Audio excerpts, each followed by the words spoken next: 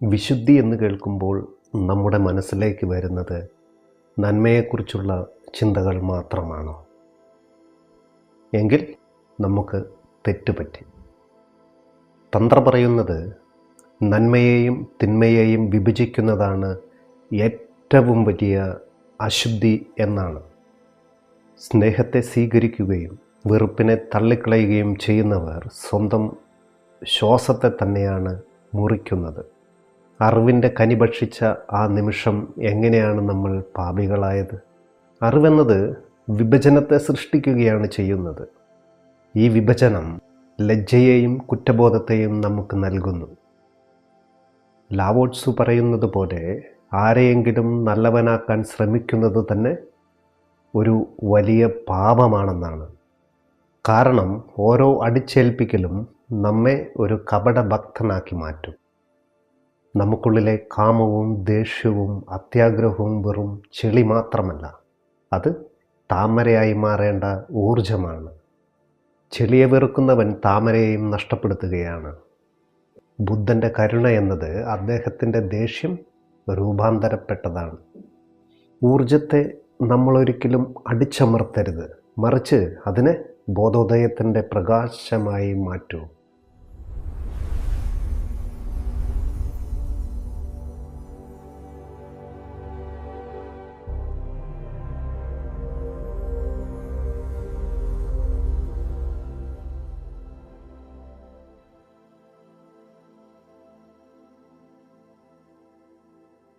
നമസ്കാരം സ്നേഹമുള്ളവരെ, ദിവ്യബോധം ചാനലിലേക്ക് ഏവർക്കും സ്വാഗതം. ആകാശത്തിന് അതിൻ്റെ വിശാലതയിൽ കറുത്ത മേഘങ്ങളെന്നോ വെളുത്ത മേഘങ്ങളെന്നോ ഉള്ള വിവേചനമൊന്നുമില്ല. അത് ഈ രണ്ടെണ്ണത്തെയും ഒരേപോലെ ഉൾക്കൊള്ളുകയാണ്. ഈ ഒരു വലിയ സത്യത്തെ മുൻനിർത്തിയാണ് തന്ത്രദർശനം വിശുദ്ധിയെ നിർവചിക്കുന്നത്. ഇന്ന് നമ്മൾ മനസ്സിലാക്കുന്നത് തന്ത്രയുടെ ലോകത്തെ ഏറ്റവും വിപ്ലവാത്മകമായ ചിന്തയാണ്. സാധാരണ ലോകം വിശുദ്ധിയെ കാണുന്ന രീതിയിൽ നിന്നുള്ള ഒരു വലിയ മാറ്റമാണിത്. സദാചാരവാദികളും പുരോഹിതന്മാരും വിശുദ്ധി എന്നതുകൊണ്ട് അർത്ഥമാക്കുന്നത് എന്താണെന്ന് നിങ്ങൾക്കറിയാമോ? അവരെ സംബന്ധിച്ചിടത്തോളം ഈ ജീവിതം എന്നത് ഒരു വിഭജനമാണ്. അവർ നന്മയെയും തിന്മയെയും രണ്ടായി കീറിമുറിക്കുകയാണ്.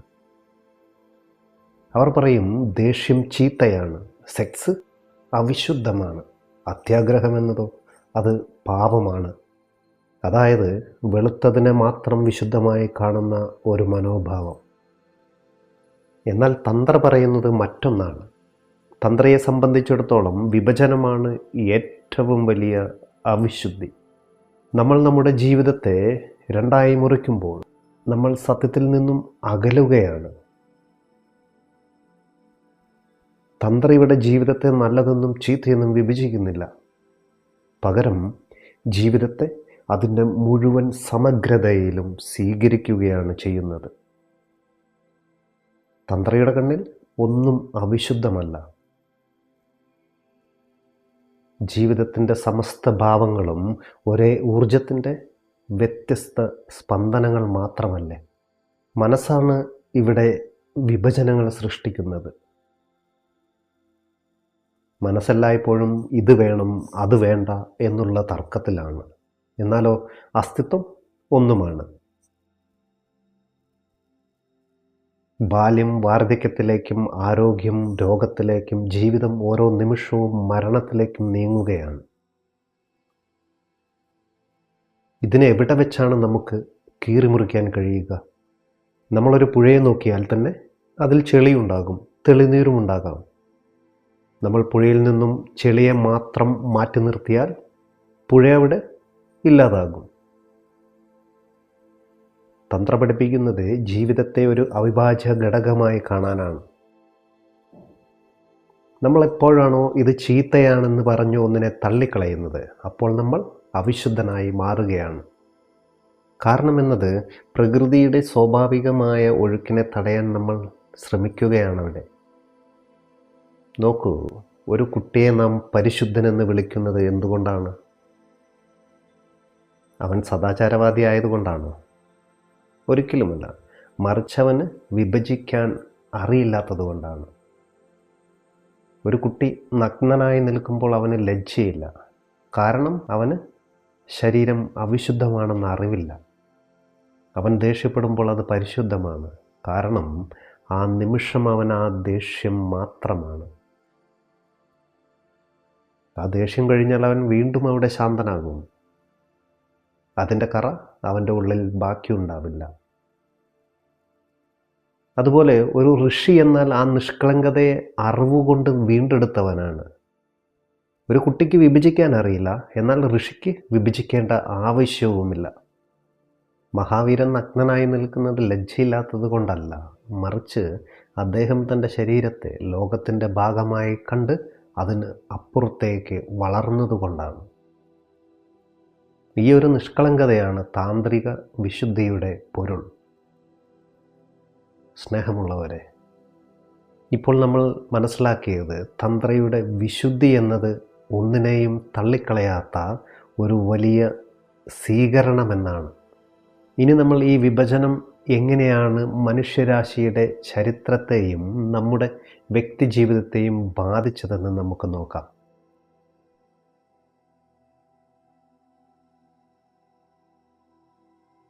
നമ്മൾ നിഷ്കളങ്കതയെക്കുറിച്ച് തൊട്ട് മുൻപ് പറയുകയുണ്ടായി. നിങ്ങൾക്കറിയാമോ, നമ്മളിലുള്ള നിഷ്കളങ്കത എങ്ങനെയാണ് നമുക്ക് നഷ്ടപ്പെട്ടത്? ഇതിനെക്കുറിച്ച് ബൈബിളിൽ മനോഹരമായ ഒരു കഥയുണ്ട്. ഏദൻ തോട്ടത്തിലെ ആദത്തിൻ്റെയും ഹവ്വയുടെയും കഥ. ഈ കഥ കേവലം ഒരു ചരിത്രമല്ല, മറിച്ച് ഓരോ മനുഷ്യൻ്റെയും ഉള്ളിൽ സംഭവിക്കുന്ന മനഃശാസ്ത്രപരമായ ഒരു സത്യമാണ്. ഏദൻ തോട്ടത്തിൽ ആദവും ഹവ്വയും നഗ്നരായി ജീവിച്ചു എന്ന് നമുക്കറിയാം. അവർക്ക് ലജ്ജയില്ലായിരുന്നു, അവർക്ക് ഭയവുമില്ലായിരുന്നു. കാരണം അവർ വിഭജിക്കാൻ പഠിച്ചിട്ടില്ലായിരുന്നു. ദൈവം അവരോട് പറഞ്ഞു, ഇവിടെയുള്ള എല്ലാ മരത്തിലെയും കനികൾ നിങ്ങൾക്ക് ഭക്ഷിക്കാം, എന്നാൽ ആ ഒരൊറ്റ മരത്തിലെ കനി മാത്രം തൊട്ടുപോകരുത്. അത് അറിവിൻ്റെ വൃക്ഷമാണ്. തന്ത്രയുടെ വലിയൊരു രഹസ്യം പറഞ്ഞു തരുകയാണ്.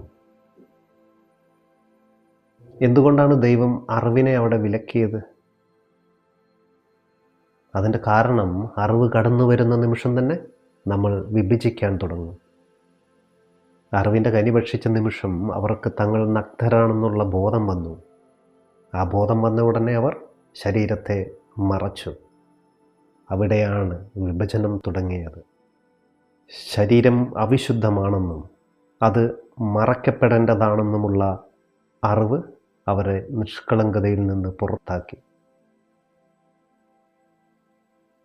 തന്ത്രയെ സംബന്ധിച്ചിടത്തോളം അറിവെന്നാൽ നന്മ തിന്മകളെ വേർതിരിക്കാനുള്ള കഴിവാണ്.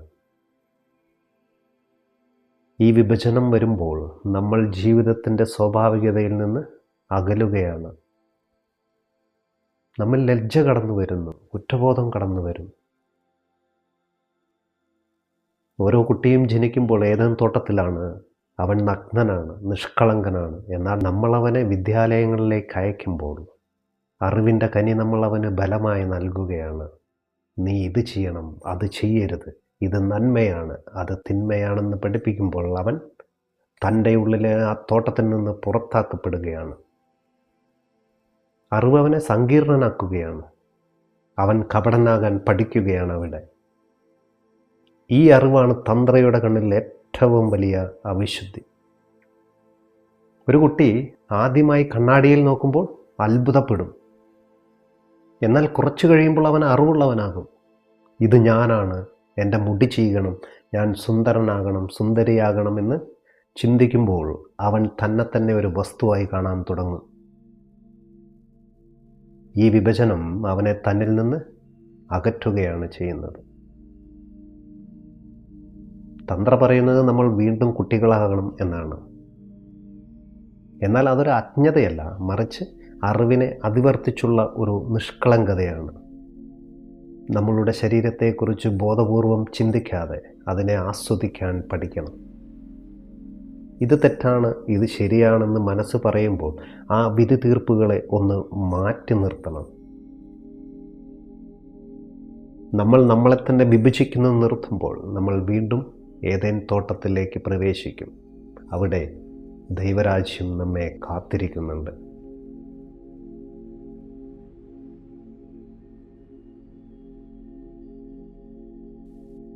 ആത്മീയ ചരിത്രത്തിലെ ഏറ്റവും രസകരമായ ഒരു കൂടിക്കാഴ്ചയെക്കുറിച്ചാണ് നമ്മളിനി സംസാരിക്കുന്നത്.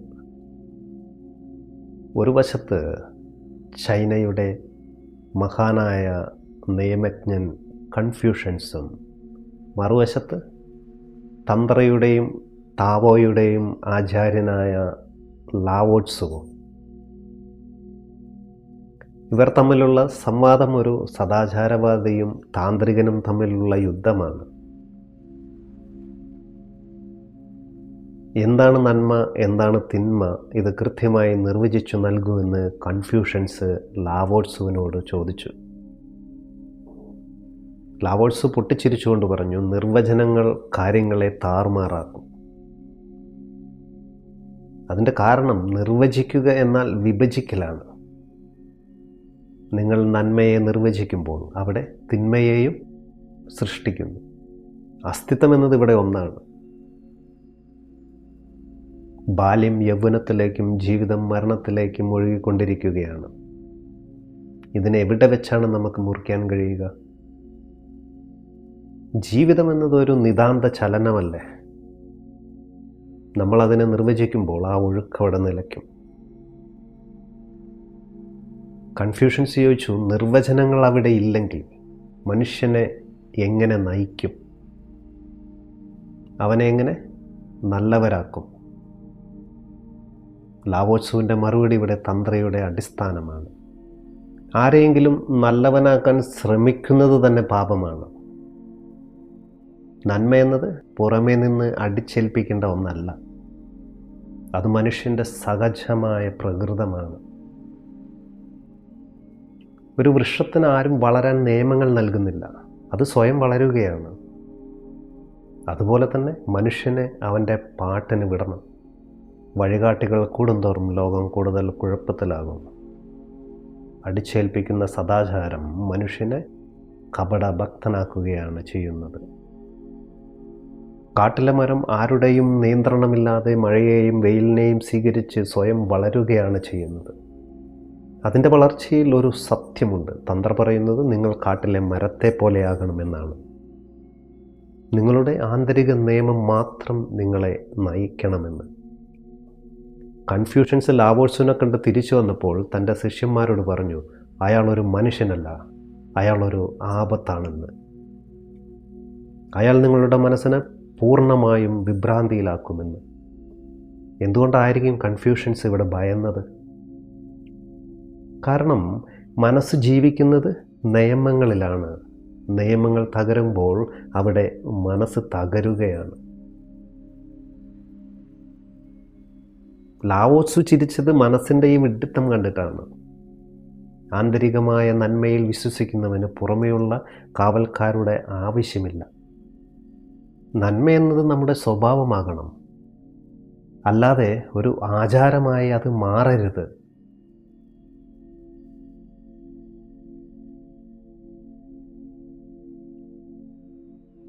പ്രിയമുള്ളവരെ, തന്ത്രയുടെ ലോകത്ത് തിന്മ എന്നൊന്നില്ല. എന്നാൽ സകല മതങ്ങളും നിലനിൽക്കുന്നത് തന്നെ തിന്മയെയും പിശാചിനെയും ഭയപ്പെടുത്തിക്കൊണ്ടാണ്. നമ്മളൊരു പുരോഹിതനെയോ സദാചാരവാദിയെയോ സമീപിച്ചാൽ അയാൾ നമ്മെ ഭാഗികമായിട്ട് മാത്രമേ സ്വീകരിക്കുള്ളൂ. അയാൾ പറയും, നിൻ്റെ ഉള്ളിലെ സ്നേഹത്തെ ഞാൻ സ്വീകരിക്കുന്നു, എന്നാൽ നിൻ്റെ വെറുപ്പിനെ ഞാൻ വെറുക്കുന്നുവെന്ന്. ഇവിടെയാണ് മനുഷ്യൻ്റെ തകർച്ച തുടങ്ങുന്നത്. മതങ്ങൾക്ക് ദൈവത്തെപ്പോലെ തന്നെ ഒഴിച്ചുകൂടാൻ കഴിയാത്ത ഒന്നാണ് പിശാച്. കാരണം യുദ്ധം ചെയ്യാൻ ശത്രു ആവശ്യമാണ്. അവർ നമ്മുടെ ഓരോ വികാരത്തെയും നന്മയെയും തിന്മയെയും ഇങ്ങനെ വിഭജിച്ചു കൊണ്ടിരിക്കും. ദേഷ്യം, കാമം, അത്യാഗ്രഹം ഇതിനെയെല്ലാം പിശാചിൻ്റെ സൃഷ്ടികളായിട്ട് അവർ മുദ്ര കുത്തും. ഇവിടെ തന്ത്ര ചോദിക്കുന്നത്, പിശാചിനെ സൃഷ്ടിച്ചത് ദൈവമാണെങ്കിൽ പിന്നെ ഈ പിശാചിനെ വെറുക്കുന്നതിൽ എന്ത് അർത്ഥമാണുള്ളതെന്നാണ്. തന്ത്രയിൽ പിശാചില്ല, ദൈവികമായ അസ്തിത്വം മാത്രമേ ഉള്ളൂ. നമ്മളൊന്നിനെ അവിശുദ്ധമായി കാണുമ്പോൾ സത്യത്തിൽ നമ്മൾ ഈ പ്രപഞ്ചത്തിൻ്റെ ഒരു ഭാഗത്തെ നിഷേധിക്കുകയാണ് ചെയ്യുന്നത്. നമ്മൾ സ്നേഹത്തെ സ്വീകരിക്കുകയും വെറുപ്പിനെ നശിപ്പിക്കുകയും ചെയ്യുമെന്ന് വിചാരിച്ചാൽ അത് അസാധ്യമാണ്. കാരണം സ്നേഹവും വെറുപ്പും വെവ്വേറെയല്ല. അത് ശ്വാസം അകത്തേക്കെടുക്കുന്നതും പുറത്തേക്ക് വിടുന്നതും പോലെയാണ്. ശ്വസിക്കുമ്പോൾ വായു അകത്തേക്ക് വരുന്നത് സ്നേഹമാണെങ്കിൽ അത് പുറത്തേക്ക് പോകുന്നത് വെറുപ്പാണ്. ആകർഷണവും വികർഷണവും ഒരേ ഊർജത്തിൻ്റെ രണ്ട് ചലനങ്ങളാണല്ലോ. പുറത്തേക്ക് ശ്വാസം വിടാൻ അനുവദിച്ചില്ലെങ്കിൽ നമുക്ക് അകത്തേക്ക് ശ്വസിക്കാനും കഴിയില്ല. അതുപോലെ വെറുക്കുവാനുള്ള കഴിവ് നശിപ്പിക്കപ്പെട്ടാൽ നമ്മുടെ സ്നേഹിക്കാനുള്ള കഴിവും ഇല്ലാതാകും. അപ്പോൾ സ്നേഹമെന്നത് നമ്മിൽ വെറുമൊരു അഭിനയമായി മാറും. മതങ്ങൾ അസാധ്യമായ നിയമങ്ങൾ അടിച്ചേൽപ്പിക്കുമ്പോൾ മനുഷ്യനവിടെ കപടനാകുകയാണ്. പുറമേ അയാൾ ബ്രഹ്മചാരിയായി നടക്കും, ഉള്ളിൽ കാമം തിളച്ചുമറിയും. പുറമേ അയാൾ പുണ്യവാളനായി നടക്കും, ഉള്ളിലയാൾ മറ്റൊരാളെ വെറുക്കും. ഈ ഭിന്നിപ്പാണ് ലോകത്തെ ഒരു ഭ്രാന്താലയമായി മാറ്റിയത്. തന്ത്ര പറയുന്നത്, നിങ്ങൾ എങ്ങനെയോ അങ്ങനെ തന്നെ നിങ്ങളെ സ്വീകരിക്കുക, എങ്കിൽ മാത്രമേ നിങ്ങൾ സത്യസന്ധനാകൂ എന്ന്. നമ്മൾ നമ്മളെ തന്നെ വിഭജിക്കുന്നങ്ങ് നിർത്തുക. സ്നേഹം വരുമ്പോൾ അതിനെ ആസ്വദിക്കുക, വെറുപ്പ് വരുമ്പോൾ അതൊരു പ്രകൃതി നിയമമാണെന്ന് തിരിച്ചറിയണം. ഒന്നിനെയും പിശാചെന്ന് വിളിച്ച് അകറ്റി നിർത്താതിരിക്കുക. സമ്പൂർണ്ണ മനുഷ്യനെയാണ് തന്ത്ര സ്വീകരിക്കുന്നത്. നമ്മൾ ജൈവപരമായ ഒരു പൂർണ്ണതയാണ്. ഈ പൂർണ്ണതയെ അംഗീകരിക്കുന്ന നിമിഷം നമ്മൾ കപടതയുടെ ചങ്ങലകളിൽ നിന്ന് മോചിതനാകും. അവിടെയാണ് നമ്മുടെ പരിവർത്തനം തുടങ്ങുന്നത്.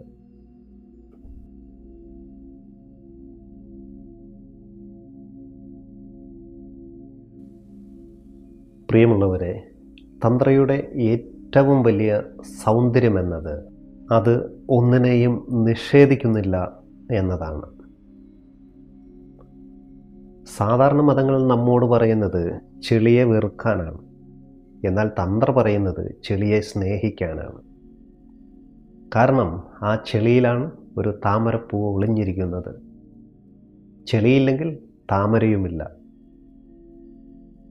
നമ്മളൊരു താമരപ്പൂവിനെ നോക്കിയാൽ അതിൻ്റെ സുഗന്ധവും മൃദുത്വവും സൗന്ദര്യവും നമ്മളെ അത്ഭുതപ്പെടുത്തും. എന്നാൽ ആ താമരപ്പൂ വരുന്നത് എവിടെ നിന്നാണ്? ദുർഗന്ധവും ആരും തൊടാൻ അറയ്ക്കുന്ന കറുത്ത ചെളിയിൽ നിന്നുമാണ്. സത്യത്തിൽ ആ ചെളിയാണ് താമരയായി പരിണമിച്ചത്. നമ്മുടെ ഉള്ളിലെ കാമവും ക്രോധവും അത്യാഗ്രഹവും എല്ലാം ഈ ചെളിയെപ്പോലെയാണ്. അതിനെ ഔഷധമെന്ന് പറഞ്ഞ് ഉപേക്ഷിക്കരുത്. ആ ഊർജത്തെയാണ് നമുക്ക് പരിവർത്തനപ്പെടുത്തേണ്ടത്. ഇവിടെ ചെളി ഉപേക്ഷിക്കുന്നവൻ താമരയെയും ഉപേക്ഷിക്കുകയാണ്.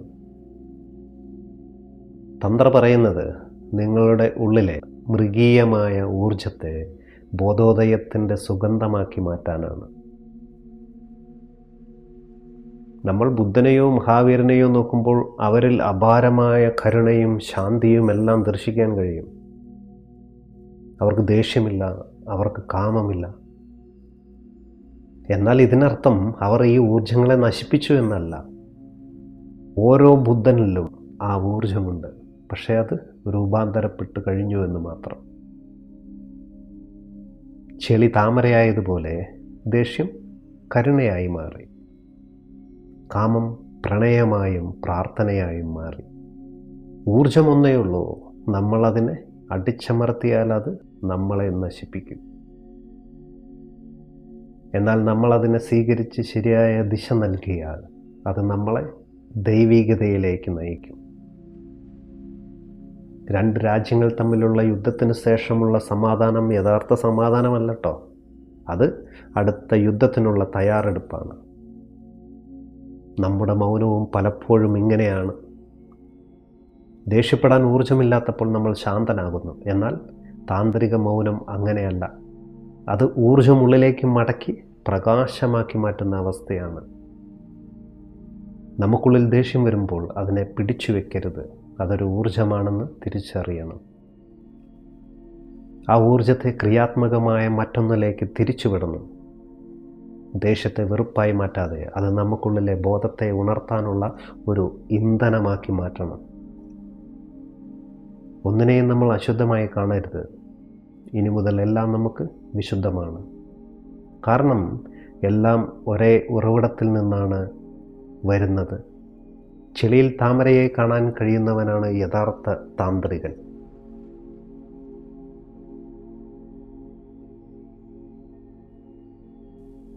തന്ത്രയുടെ ആദ്യ കാൽവെപ്പെന്നത് സ്വീകരിക്കുക എന്നതാണ്.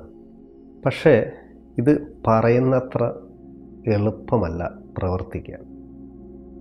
അതീവ ദുഷ്കരവുമാണ്. എന്തുകൊണ്ടാണ് നമുക്ക് നമ്മുടെ ദേഷ്യത്തെയോ കാമത്തെയോ അംഗീകരിക്കാൻ കഴിയാത്തത്? കാരണം നമ്മൾ ഓരോരുത്തരും നമ്മുടെ ഉള്ളിൽ ഒരു സുന്ദരമായ പ്രതിച്ഛായ വെച്ചിട്ടുണ്ട്. അതായത് നാം എല്ലാവരും ലോകത്തിനു മുന്നിൽ ഒരു മുഖം മൂടി അണിയുന്നുണ്ട്. ഞാൻ നല്ലവനാണ്, ഞാൻ ശാന്തനാണ്, ഞാൻ കാരുണ്യമുള്ളവനാണ്. ഇതൊക്കെയാണ് നമ്മുടെ ആ പ്രതിച്ഛായ. എന്നാൽ നമ്മുടെ ഉള്ളിൽ ആ ദേഷ്യം വരുമ്പോൾ ആ പ്രതിച്ഛായയ്ക്ക് ഇളക്കം തട്ടുകയാണ്. അതുകൊണ്ട് നമ്മൾ ആ ദേഷ്യത്തെ നിഷേധിക്കും. അതറിയാതെ സംഭവിച്ചു പോയതാണ്, അല്ലെങ്കിൽ അയാൾ പ്രകോപിച്ചതുകൊണ്ടാണ് എന്ന് പറഞ്ഞ് നമ്മൾ ന്യായീകരിച്ചു കൊണ്ടേയിരിക്കും. തന്ത്ര പറയുന്നു, നിങ്ങൾ നിങ്ങളെ തന്നെ കബളിപ്പിക്കുകയാണ് ഇവിടെ. ഈ കള്ളത്തരം അവസാനിപ്പിക്കാതെ നമുക്കൊരിക്കലും സത്യത്തിലേക്ക് പോകാൻ കഴിയില്ല. ഞാൻ ദേഷ്യമുള്ളവനാണ്, ഞാൻ അത്യാഗ്രഹിയാണ് എന്ന് കേന്ദ്രത്തിൽ നിന്ന് നിങ്ങൾ സ്വീകരിക്കുന്ന നിമിഷം നിങ്ങളുടെ അഹന്ത അവിടെ തകരും. അഹന്ത നിലനിൽക്കുന്നത് നുണകളിലാണ്. സത്യം കടന്നു വരുമ്പോൾ അഹന്തയ്ക്ക് അവിടെ നിലനിൽപ്പില്ല. അതുപോലെ നമ്മൾ പലപ്പോഴും ആദർശങ്ങളെ സ്നേഹിക്കുന്നുണ്ട്. അഹിംസയെക്കുറിച്ച് സംസാരിക്കുവാനും സ്നേഹത്തെക്കുറിച്ച് പാടുവാനൊക്കെ നമുക്കിഷ്ടമാണ്. എന്തുകൊണ്ട് വർത്തമാനകാലത്തിലുള്ള നമ്മുടെ ഹിംസയെയും വെറുപ്പിനെയും കാണാതിരിക്കാൻ ആദർശങ്ങൾ നമ്മൾ സഹായിക്കുന്നു? ഭാവിയിൽ ഞാനൊരു മഹാത്മാവാകും എന്ന സ്വപ്നം വർത്തമാനത്തിലെ ചീത്ത മനുഷ്യനെ കാണുന്നതിൽ നിന്ന് നമ്മെ തടയുകയല്ലേ ചെയ്യുന്നത്? തന്ത്ര ആദർശങ്ങൾക്കെതിരാണ്. തന്ത്ര പറയുന്നത് ഭാവിയെക്കുറിച്ചല്ല, ഇപ്പോൾ എന്ന നിമിഷത്തെക്കുറിച്ചാണ്. നമ്മളിപ്പോൾ എന്താണോ അതിനെ പൂർണ്ണമായി സ്വീകരിക്കുക. നമ്മൾ അക്രമാസക്തനാണെങ്കിൽ അത് അംഗീകരിക്കുക. അഹിംസയെക്കുറിച്ച് സ്വപ്നം കാണാതിരിക്കുക. ആ വസ്തുതയോടൊപ്പം നിലകൊള്ളുന്നതാണ് യഥാർത്ഥ ധ്യാനം. ചിലർ ദേഷ്യപ്പെട്ട ഉടനെ മാപ്പ് ചോദിക്കുന്നത് കണ്ടിട്ടുണ്ടാകും. അത് ദേഷ്യം മാറിയതുകൊണ്ടല്ല, മറിച്ച് താൻ നല്ലവനാണെന്ന് ലോകത്തെയും തന്നെ തന്നെയും ബോധ്യപ്പെടുത്താനാണത്. ഈ മാപ്പ് ചോദിക്കൽ സത്യസന്ധമല്ല, അതൊരു കൗശലമാണ്. തന്ത്ര പറയുന്നത് മാപ്പ് ചോദിക്കാനല്ല, മറിച്ച് ആ ദേഷ്യത്തിൻ്റെ ആഴത്തെ അറിയാനാണ്. നമുക്കുള്ളിലെ വികാരങ്ങളെ ഒളിച്ചു വയ്ക്കാതെ അവയെ അഭിമുഖീകരിക്കണം. എനിക്ക് ദേഷ്യമുണ്ട് എന്ന് സ്വയം പറയുക. ഞാനൊരു ജന്തുവാണെന്ന് അംഗീകരിക്കാൻ മടിക്കരുത്. നമ്മുടെ ജന്തുത്വത്തെ അംഗീകരിക്കുന്ന നിമിഷം നമ്മൾ മനുഷ്യത്വത്തിലേക്ക് വളരുകയാണ് ചെയ്യുന്നത്.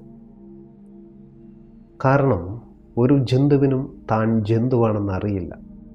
അതറിയാൻ കഴിയുന്നത് മനുഷ്യന് മാത്രമാണ്. ആ അറിവാണ് നമ്മുടെ മോചനം.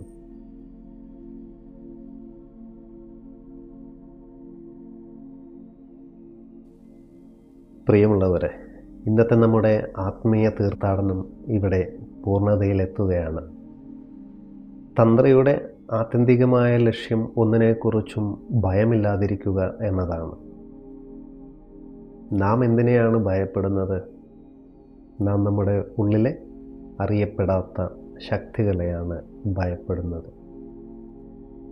ആ ഭയത്തെ അഭിമുഖീകരിക്കുമ്പോൾ അതെങ്ങനെ പ്രകാശമായി മാറുന്നുവെന്ന് ഈ സമാപ്തി വേളയിൽ നമുക്കൊന്ന് മനസ്സിലാക്കാം.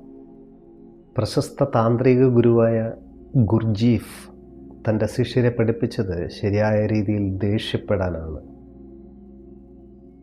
അദ്ദേഹം പറയും, പൂർണ്ണമായും ദേഷ്യപ്പെടുക, ആ ദേഷ്യമായി തീരുക എന്ന്. ഒരു ഇഞ്ച് പോലും പിൻവാങ്ങരുതെന്ന്.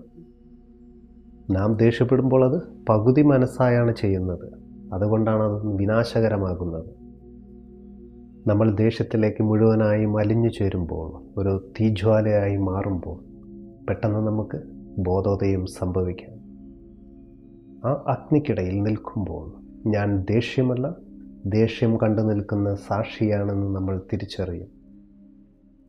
അറിഞ്ഞ അനുഭവങ്ങളെ മാത്രമേ നമുക്ക് അതിവർത്തിക്കാൻ കഴിയുകയുള്ളൂ. ഒളിച്ചുവെച്ച ഒന്നിൽ നിന്നും നമുക്ക് മോചനം കിട്ടില്ല.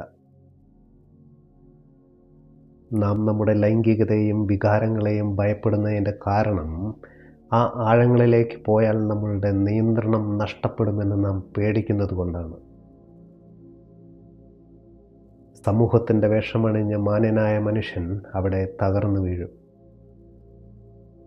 സിംഹത്തെ പോലെ അലറാനോ ഓളിയിടാനോ നമ്മുടെ അബോധ മനസ്സ് നമ്മളെ പ്രേരിപ്പിച്ചേക്കാം. തന്ത്ര പറയുന്നു, ആ സ്ഫോടനത്തെ അനുവദിക്കുക. നിങ്ങളുടെ ഉള്ളിലെ മൃഗത്തെ പുറത്തു വരാൻ അനുവദിക്കാതെ നിങ്ങൾക്ക് ദൈവത്തെ കാണാൻ കഴിയില്ല എന്നാണ്. ഇരുട്ടിനെ പൂർണ്ണമായി അറിഞ്ഞവന് മാത്രമേ വെളിച്ചത്തിൻ്റെ മൂല്യം മനസ്സിലാകുകയുള്ളൂ. അനുഭവിക്കപ്പെട്ട എന്തും നമ്മളിൽ നിന്ന് കൊഴിഞ്ഞുപോയി കഴിഞ്ഞിരിക്കുകയാണ് കേട്ടോ. നമ്മുടെ ആദർശങ്ങളാണ് നമ്മളെ തളച്ചിട്ടിരിക്കുന്ന ആ നങ്കൂരം. ആ നങ്കൂരം ഉയർത്തിക്കഴിഞ്ഞാൽ നമ്മുടെ കപ്പൽ സമുദ്രത്തിൽ ഒഴുകി നടക്കും. സമുദ്രം വിശുദ്ധമോ അവിശുദ്ധമോ അല്ല, അത് ജീവിതമാണ്. ആ ഒഴുക്കാണ് തന്ത്രം. പ്രിയമുള്ളവരെ, നമ്മൾ തുടങ്ങിയത് വിശുദ്ധിയുടെ പൊരുൾ തേടിയാണ്. ഇപ്പോൾ നാം തിരിച്ചറിയുന്നു, വിഭജിക്കാത്ത ബോധമാണ് യഥാർത്ഥ വിശുദ്ധിയെന്ന്. ഒന്നും ഉപേക്ഷിക്കാനല്ല, എല്ലാം രൂപാന്തരപ്പെടുത്തുവാനുള്ളതാണ്. നമ്മുടെ ഉള്ളിലെ കാമത്തെ പ്രണയമായും ദേഷ്യത്തെ കരുണയായും അത്യാഗ്രഹത്തെ ആത്മീയ ദാഹമായും മാറ്റുക. നമ്മെ തന്നെ പൂർണ്ണമായും സ്വീകരിക്കുക. കപടമായ മുഖംമൂടികൾ അഴിച്ചുവെച്ച് നിഷ്കളങ്കനായ ആ പഴയ കുട്ടിയായി മാറാൻ ശ്രമിക്കുക. ആ നിഷ്കളങ്കതയിലാണ് ഈ പ്രപഞ്ചത്തിൻ്റെ താളം ഒളിഞ്ഞിരിക്കുന്നത്. നിങ്ങളുടെ ഉള്ളിലെ ആ ദിവ്യബോധത്തിന് എൻ്റെ പ്രണാമം. കുറച്ച് സമയം എന്നോടൊപ്പം സഞ്ചരിച്ച എല്ലാവർക്കും ഹൃദയം നിറഞ്ഞ നന്ദി, നമസ്കാരം.